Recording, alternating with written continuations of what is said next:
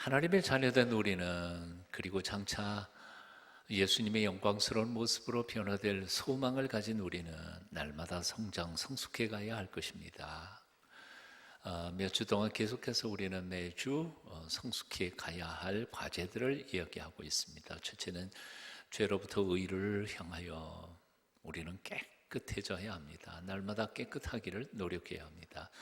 두 번째로 우리는 미움에서부터 사랑으로, 사랑한다 말로만 할 게 아니라 구체적으로 진실함으로 사랑해야 합니다. 지난주까지 우리가 한 말씀이었습니다. 오늘 세 번째 과제 소개해 드립니다. 한번 같이 따라해 보시겠습니다. 의심을 넘어 확신으로. 네. 오늘 말씀의 주제는 확신입니다. 오늘 19절은 이렇게 시작합니다. 이로써 우리가 진리에 속한 줄을 알고, 이로써라고 표현합니다. 물론 이 이로서는 앞에 있는 18절을 받는 것이죠. 즉 행함과 진실함으로 사랑함으로써라는 겁니다. 거기까지는 쉽습니다. 근데 그 다음 말씀이 참 어렵습니다. 그 다음 말씀이 진리에 속한 줄 알고, 이게 조금 까다롭죠, 해석하기가요. 그리고는 그 다음에 뭐냐면 우리 마음을 주 앞에서 굳세게 하리니, 이것도 사실은 좀 까다롭습니다. 쉽게 생각하면 쉽습니다. 이로써 우리가 진리에 속한 줄을 안다. 진리에 속하다는 말이 뭘까요? 우리는 더 이상 이제 거짓에 속하지 않고 진리에 속했습니다. 이제는 불신에 속하지 않고 믿음의 공동체에 소속됐습니다. 그러니까 우리가 말로만 사랑하고 말로만 할 때에는 내가 진리에 속해 있는지 안 속해 있는지 잘 모르겠습니다. 내가 진짜 크리스찬인지 가짜 크리스찬인지 알쏭달쏭합니다. 하지만 내가 진심으로 몸으로 삶으로 형제를 사랑하는 삶을 살다가 보니까 내가 진짜 크리스찬이구나 하는 것을 알게 됐다는 말입니다. 이제 이해되신 거죠? 예, 나 진짜구나, 가짜 아니야. 그것을 언제 아느냐 하면 내가 사랑할 때. 그러니까 내 감정으로 내가 진짜 같으냐 안 같으냐 그거는 이해할 수 없다는 거예요. 아침에 새벽기도 나올 때 은혜 받았을 때에는 내가 진짜 크리스찬 같지만 저 회사 나가가지고 상사하고 옆에 있는 사람하고 두고 그냥 깨지게 싸우다가 보면 내가 진짠가 가짠가 헷갈릴 때가 있잖아요. 그죠? 주일날 안 예배 드릴 때는 내가 진짜 예수쟁이 같은데 문 열고 밖으로 나가가지고 세상 사람 만나는 순간에 돈이 최고야 그러는 순간 내가 진짠가 가짠가 헷갈리지만, 그러나 형제를 내가 정말 진심으로 사랑하는 삶을 살다가 보면 나 진짜네 그렇게 깨달아진다는 것입니다. 오늘 본문의 뜻은 그런 겁니다. 그 다음에 두 번째 말씀은 주 앞에서 굳세게 하리니, 이 말씀의 본래 헬라어 원전의 뜻도 바로 그런 겁니다. 확신을 가질 수 있냐? 너의 삶이 정말 크리스찬인지 확신할 수 있냐? 근데 그 확신을 주님 앞에서도 나 진짜입니다 라고 확신할 수 있게 된다는 것이죠. 자, 여기서 굉장히 중요한 원리를 발견합니다. 모심관에 조금 전에도 말씀드린 것처럼 확신이라고 하는 것, 신앙의 확신이라고 하는 것은 우리의 감정 노름이 아니라는 거죠.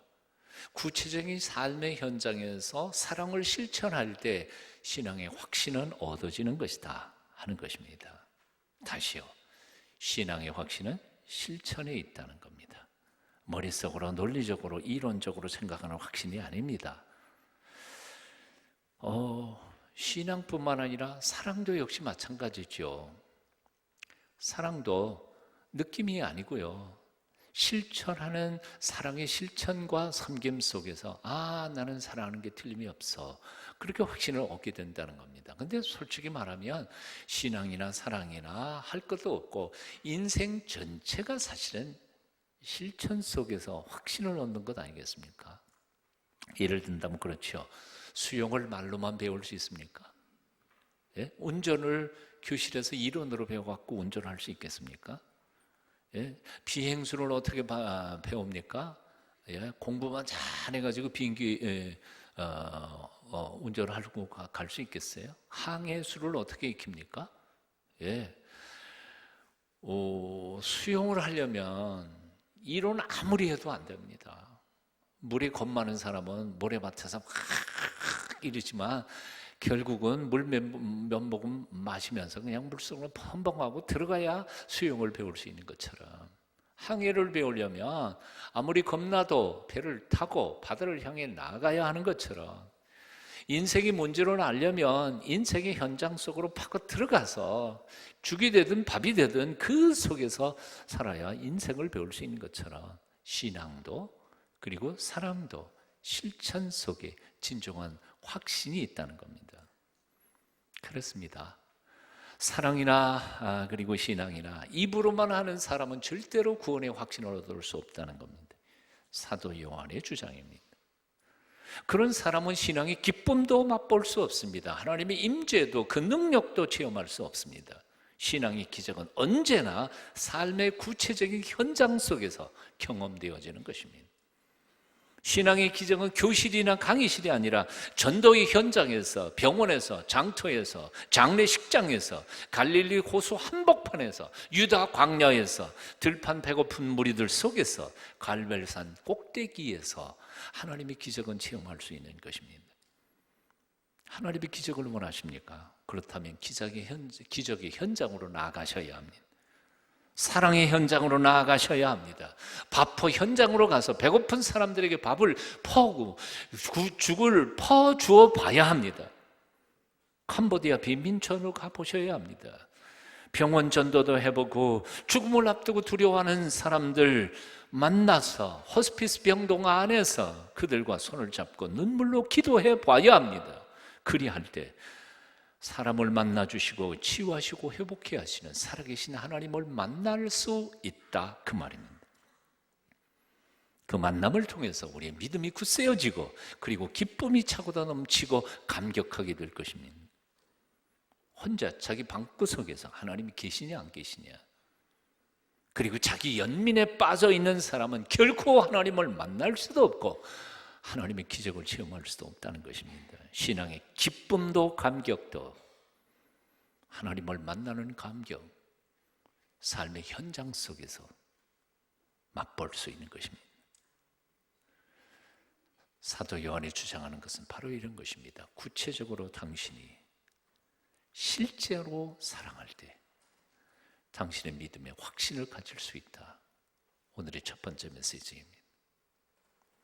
자, 그러나 그럼에도 불구하고 사도 요한은 그 반대편을 모르는 것 아니었습니다.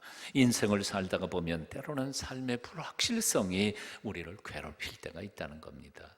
신앙생활을 잘 하던 사람도 자신의 신앙에 의심이 들 때가 있다는 겁니다. 사랑의 현장에서 수고하고 땀을 흘리다가도 자신의 마음이 흔들리는 것을 경험하는 사람들이 수도 없이 많다는 겁니다. 사도 요한도 사실은 그랬던 것 같습니다. 사도 요한 누굽니까? 사랑의 사도였습니다. 그럼에도 불구하고 자신도 그랬던 것 같아요. 그래서 그는 이렇게 충고합니다. 20절 함께 같이 읽어봅니다. 20절 읽습니다. 시작. 이는 우리 마음이 혹 우리를 책망할 일이 있어도 하나님은 우리 마음보다 크시고 모든 것을 아시기 때문이라. 와, 여러분 뜻을 아시겠어요? 뭔 소리인지 하나도 못 알아듣겠어요. 저 국어선생 출신이에요. 그런데도 읽어도 모르겠어요. 100번을 읽었는데 그래도 모르겠어요. 할 수 없이 원전을 살펴볼 수밖에 없었죠. 이런 뜻이에요. 우리 마음이 혹 우리를 책망할 일이 있어도 라는 말을 다른 번역, 공동 번역에서 보니까 이렇게 썼어요. 우리가 양심의 가책을 받을 때에도. 새 번역에 보니까 우리가 마음의 가책을 받는다 하더라도, 뜻이 조금 다가옵니다. 우리가 신앙생활을 하다가도요, 가끔씩은 내 양심이 나를 고발할 때가 있다는 거예요. 이런 거죠. 너 목사 맞아? 장로 맞아? 너 교인 맞아? 너 신앙생활 한다고 평생 예수 믿는다 그러면서 네 행동하는 거 보니까 너 아무래도 하나님의 아들, 딸 아닌 것 같아. 누가 그런다고요? 내 양심이 나를 고발한단 말이에요. 내 양심이 나를 고발해요. 이럴 때 있습니까? 있죠. 너무 자주 있죠. 자주 내 양심이 나를 고발할 때가 있어요. 사도 요한도 그것을 경험했다는 거예요. 거기만이 그럴 때에 우리는 사도에는 두 가지를 생각하라는 거예요. 첫 번째 뭐냐 하면 그런 의심, 자기 자신에게 대한 의심 혹은 자책감, 죄의식, 이게 내 양심이 나를 고발할 때에 첫 번째 기억할 것은, 그런 현상이 일어난다는 것은 아직도 내 믿음이 건강하다는 증거이다는 거예요. 무슨 얘기인지 이해가 되세요? 그런 양심의 가책이나 이런 고발을 당하지 않는 사람, 즉 다시 말하면 내가 어때서 이 정도면 잘 믿는 거지, 누가 와봐, 나 정말 잘 믿거든, 나한테 아무도 손대지 마, 이런 사람이야말로 양심의 마비가 된 거죠. 이 양심이 고장난 거예요.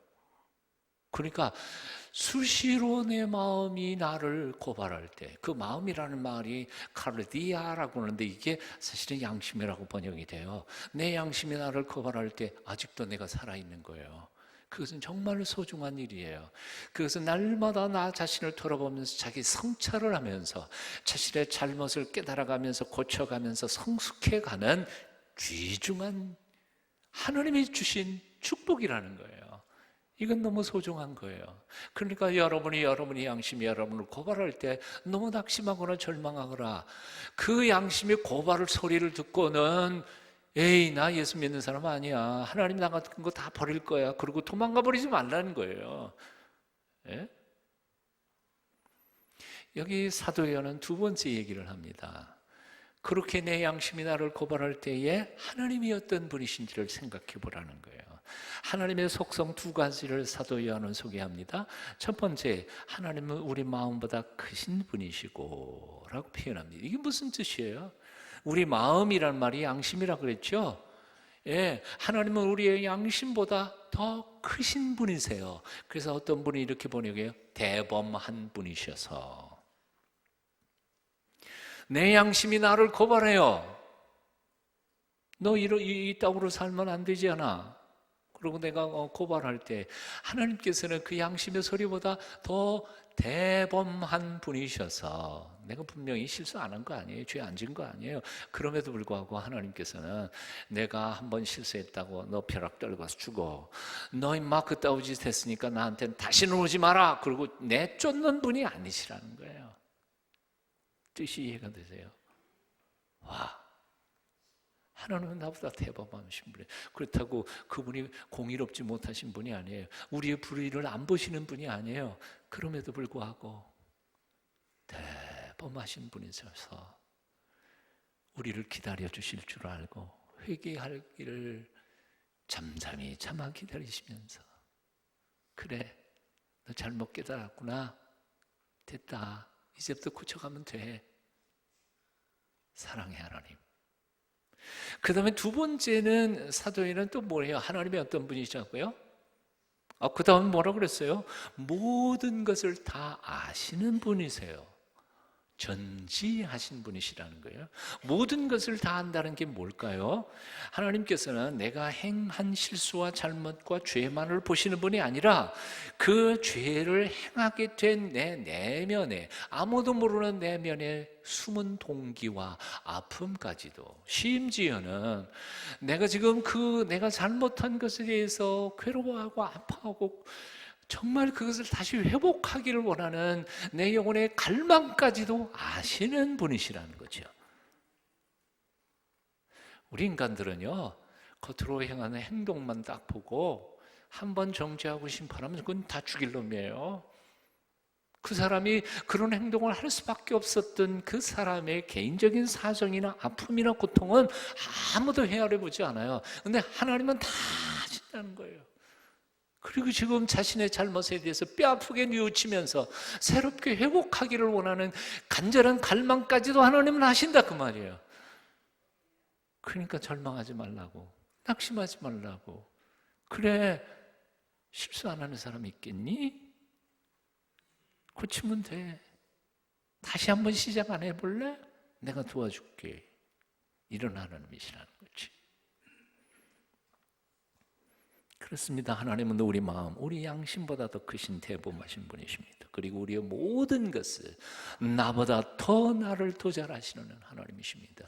그래서 우리를 끝까지 사랑하시는 분이시다. 내가 어떠한 허물과 잘못을 범할지라도 끝까지 사랑하시는 분이시다. 사도 요한은 그렇게 고백합니다. 요한복음 13장 1절이죠. 6월절 전에 예수께서 자기가 세상을 떠나 아버지께로 돌아가실 때가 이런 줄 아시고 세상에 있는 자기 사람들을 사랑하시되 어떻게 해요? 끝까지 사랑하시니라. 한번 따라해 보시죠. 끝까지 사랑하시니라. 끝까지라는 말이 무슨 뜻이에요? 내가 잘못했다고 내쫓는 분 아니라는 말이에요. 하룻밤에 3번씩이나 자기 스승을 저주하면서까지도 배신했던 베드로까지도 끝까지 사랑하셨다는 거예요. 회개하고 돌아와서 수제자가 되도록 하나님이 높여주시는 하나님, 바로 그 하나님이시라는 거죠.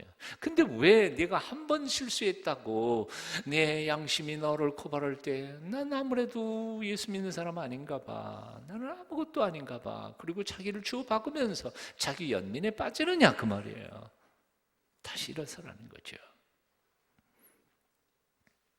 환난 날에 나를 부르라. 내가 너를 건지리니 내가 나를 영화롭게 하리라. 시편에 있는 말씀이죠. 환난 날에 나를 부르라. 그 환난은 꼭 내가 죄 안 짓고 환난을 겪을 때만 이야기하는 건 아닙니다. 내 죄 때문에, 사실은 어떻게 보면요, 환난의 대부분이 나의 실수와 나의 잘못과 나의 허물 때문에 오는 환난이 참 많아요. 그럴 때에라도 상관없어요. 나를 부르라. 내가 나를 영화롭게 하리라. 내가 그동안은 하나님의 이름에 모독을 행했지 모르지만 다시 한번 하나님 앞에 간구하고 기도할 때 나 같은 놈도 하나님께 영광을 돌리면서 살아갈 수 있도록 하나님이 베풀어 주시겠다는 거죠. 아멘이십니까? 그래서 오늘 사도 요한은 21절에 이렇게 말씀합니다. 확신에 대하여 21절 함께 같이 읽습니다. 시작.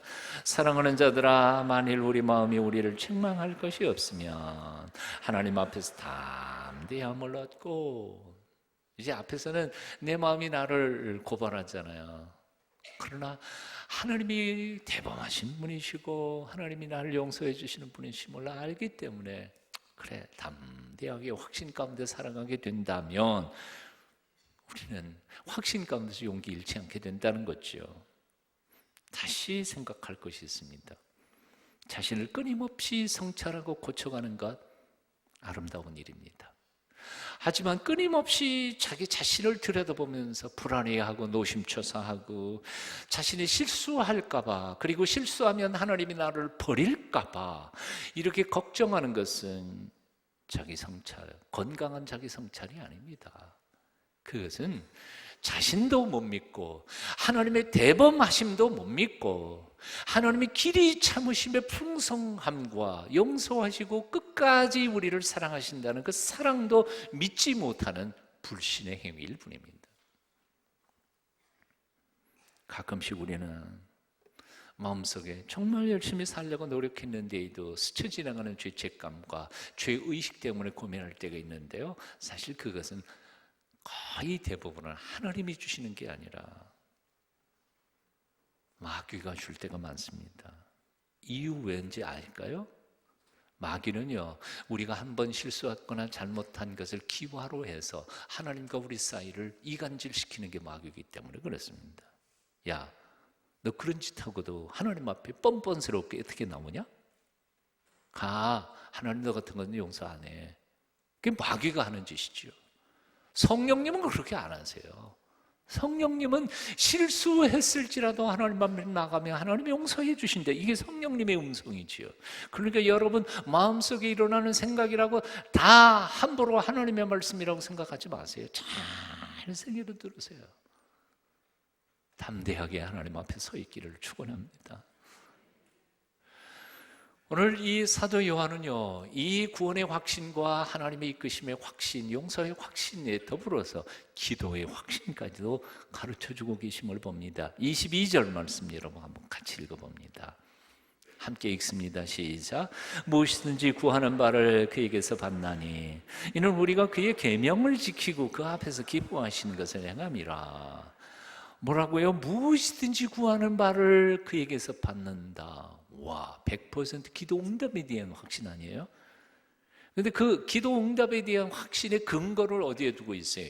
그 이유는 우리가 그의 계명을 지키고 그 앞에서 기뻐하시는 것을 행하기 때문이다. 두 가지예요. 우리가 하나님의 계명을 지키려고 몸부림치고, 그리고 하나님 기뻐하시는 일을 하려고 애를 쓸 때 어떻게 하나님께서 그런 자기 아들과 딸의 기도에 응답하지 않으시겠느냐 하는 거예요. 응답하실 줄 믿으세요? 사도 요한의 기도 응답에 대한 확신의 근거는 바로 그거예요. 내가 하나님의 계명대로 살려고 몸부림치고 있습니다. 물론 가끔 실수할 때도 있죠. 그게 인간이니까요. 하지만 노력하고 있습니다. 그리고 하나님 기뻐하시는 일을 하려고 노력하고 있습니다. 그런데 그런 아들과 딸, 사랑스러운 아들과 딸이 간구하는 걸 왜 안 들어주시겠냐? 용기 생기세요? 35년째 지금 목회하고 있습니다.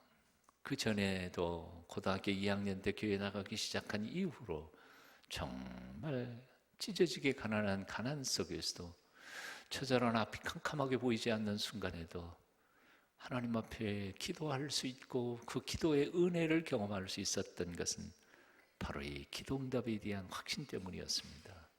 오늘 본문만 이렇게 되어 있는 건 아닙니다. 요한 1서에 보면 몇 군데의 기도 응답에 대한 사도 요한은 확신을 소개하고 있습니다. 그 중에 가장 대표적인 요절이 바로 요한 1서 5장 14절 15절입니다. 여러분 꼭 암송하셨으면 좋겠습니다. 그를 향하여 우리가 가진 담대한 것이 이것이니 그의 뜻대로 무엇을 구하면 들으심이라. 아멘 좀 하세요. 그를 향하여 우리의 가진 바 담대한 것이 이것이니 그의 뜻대로 무엇을 구하면 들으심이라. 우리가 무엇이든지 구하는 바를 들으시는 줄은 안지 우리가 그에게 구한 것을 또한 얻은 줄을 아느니라. 찬양 한번 하실까요?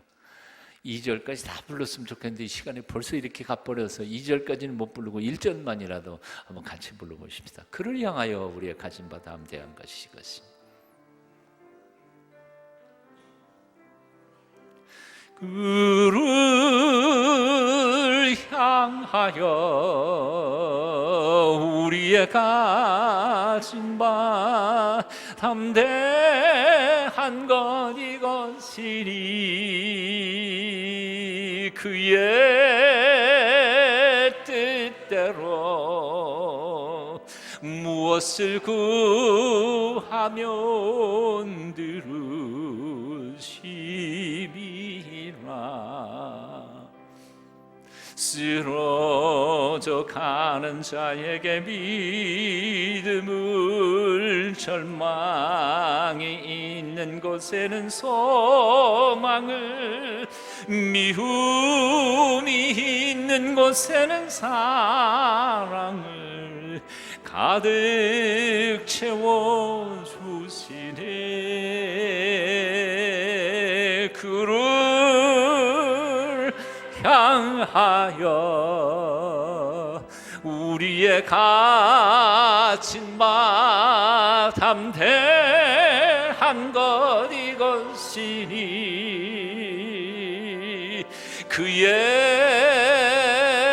뜻대로 무엇을 구하면 들으심이라. 아멘.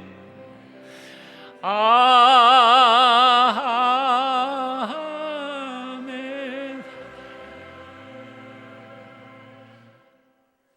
누가 기도 응답을 받습니까? 하나님이 어떤 사람의 기도를 응답하십니까? 두 가지. 그의 계명을 지키는 자, 그리고 그가 기뻐하시는 일 행하는 사람. 그래서 사도 요한은 그 다음에 계명이 무엇이냐 그리고 다시 확인해요. 자, 그의 계명을 지키는 자를 하나님께서 기도 응답해 주신다고 그랬으니까 계명이 뭔지 가르쳐 주셔야 되잖아요. 23절 뜻을 생각하면서 한번 같이 읽어봅니다. 계명이 뭐예요? 시작. 그의 계명은 이것이니 곧 그 아들 예수 그리스도의 이름을 믿고 그가 우리에게 주신 계명대로 서로 사랑할 것이니라. 또 돌아왔어요. 예? 그 계명이 뭐예요? 첫째, 예수님 믿는 거예요. 두 번째, 사랑하는 거예요. 예수님 믿고 사랑만 해봐요. 그러면 기도 응답 해주신다는 거죠. 이제 다시 한번 물어보겠습니다. 예수님께서 우리의 허물과 죄를 다 없애시기 위하여 이 땅에 죽으러 오셨고 죽으셨고 또한 우리의 영생을 위하여 다시 살아나셨. 믿으세요? 그분이 우리의 연약함, 모자람, 별 볼 일 없는 것까지도 다 아시면서도 조건 없이 우리를 사랑하셨다는 사실을 믿으세요?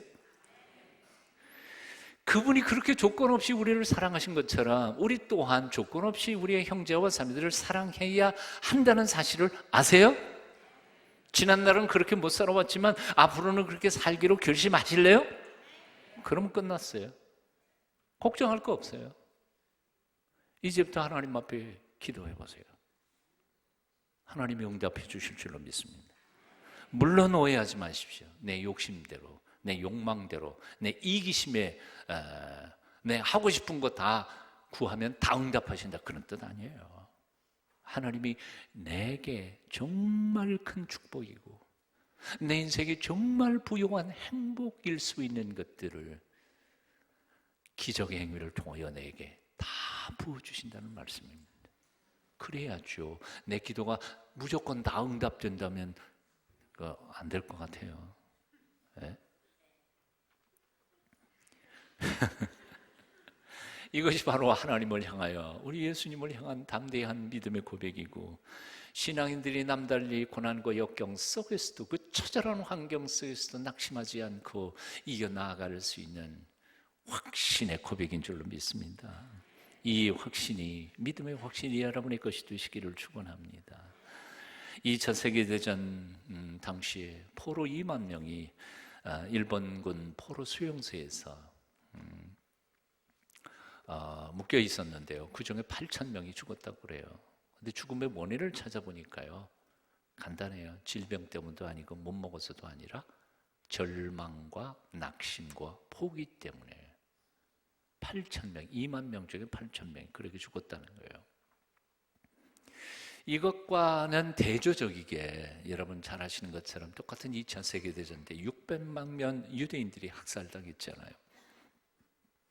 나치 수용소, 포로 수용소, 지하 감옥에서 죽은 사람도 600만이나 되지만 그 속에서 결코 살 수 없었던 그 환경 속에서도 살아나온 사람도 엄청나게 많은 거예요.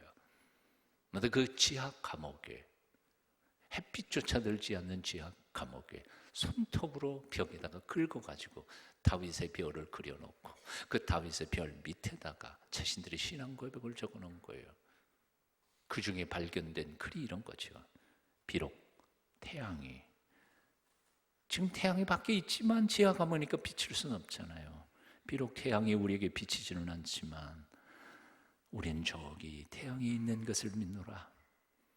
비록 하나님이 지금은 침묵하시지만 나는 하나님이 살아계심을 믿노라. 하나님을 믿는 위대한 믿음이 처절한 죽음의 문턱에서 그들의 영혼과 목숨을 지킬 수 있었던 것이죠.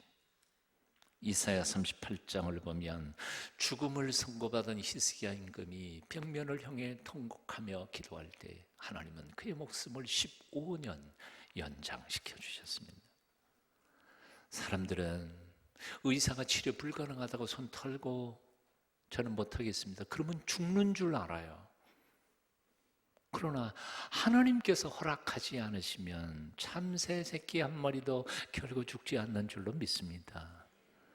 의사 선생님이 손 털고 못 삽니다 그렇게 말할 때의 근거가 뭔지 아세요? 수학적 확률이에요. 이런 병 걸리고 이 상태면 99.9%는 죽더라는 확률이에요. 그런데 어떨까요? 0.1%의 사는 확률에 하나님께서 그 환자를 배당시켜 주시면 살까요? 죽을까요? 그래서 사실은 수학적 확률이 굉장히 중요하면서도 곰곰이 생각해 보면 확률이 아니에요. 사람이 죽고 사는 것은 하나님의 은혜이고 하나님께서 살리시며 사는 거예요. 0.00001%에서도 살면 사는 거지요. 기독교 신앙은 잘하면 천당 가고 잘못하면 지옥 가는 50대 50의 확률 게임이 아니에요. 기독교 신앙은 전능하신 하나님께서 당신의 사랑하는 위아들을 죽이셔서 그 피값으로 우리를 온전히 구속하셨기 때문에 오늘 밤 죽어도 하나님 나라 가는 확신의 절대 100%의 안전 보장인 거 믿으시죠? 죽은 다음뿐만 아니라 살아있는 지금도 온 세상을 아름답게 지으신 창조주 하나님, 전능하신 하나님께서 우리를 이끌어 주시고 보호하시고 지켜주시기 때문에 뭐 중간중간 몇 번 망하거나 뭐 이런 것들은 있겠죠. 그러나 궁극적으로는 절대로 크리스천의 삶은 망하지 않는 삶인 줄로 믿습니다. 전능하신 하나님에게는 불가능한 게 없기 때문입니다. 그러므로 사랑하는 여러분, 의심에서부터 벗어나십시오. 왜 전능하신 하나님의 아들이라 딸이라 그렇게 말하면서도 조금만 어려움을 닥치면 불안, 근심, 염려, 걱정 그러면서 자기를 죽이면서 그렇게 살고 있습니까? 주님 말씀하셨지 않습니까? 담대하라, 내가 세상을 이기었노라.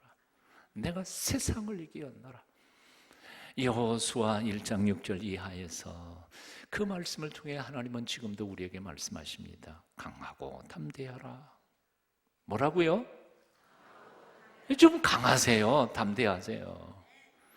강하고 담대하라. 너는 내가 그들의 조상에게 맹세하여 그들에게 주리라 한 땅을 이 백성에게 차지하게 하리라.